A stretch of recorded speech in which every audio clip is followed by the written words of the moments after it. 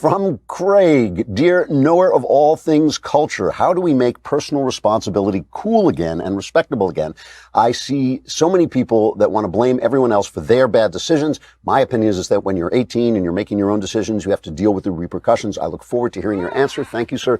Let's not get too romantic about the past. Taking responsibility for yourself is like forgiveness. It's something that everybody's in favor of until they have to do it themselves, The problems we have in this country are that government has been very good at cushioning people from the effects of their own actions. And that's a very comfortable situation for people to be in.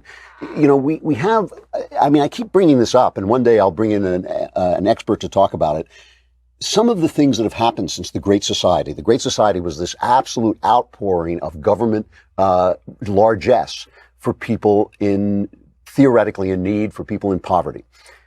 Since that time, the statistical poverty rate has not changed at all. The same number of people are in poverty, but poverty is not poverty anymore because of these government transfers. People get enough money from the government to not feel the effects of poverty the way they would if they were left on their own.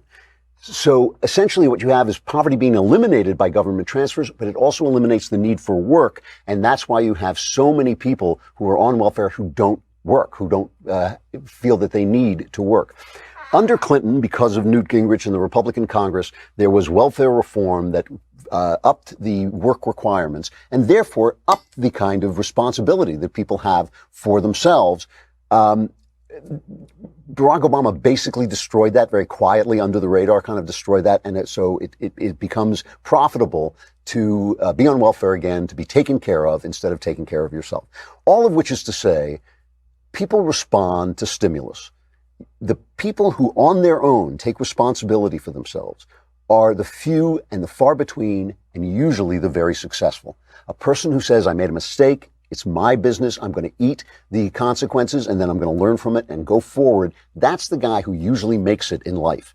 And he's the guy who says, well, everybody should do this, but he doesn't understand that he is actually the exception, not the rule. Most people respond to stimulus. And so if you want to make personal responsibility cool, you'll never make it cool because nobody wants to do it when it comes to them. You can make it sound cool, but the minute it comes to them, it's like, help me out. It's like a kid. People, it's like the kid who wants to borrow dad's car. It's like, Dad, I'm big enough and old enough to drive the car myself. And then when he dings the car, it's like, Dad, can you pay for the ding in my car? That's the way most people behave. So what you need is systems that basically say, yes, government will help you out, but only so far and only if you do this, and this. And those are the kinds of things, this kind of stimulus that make people take care of themselves.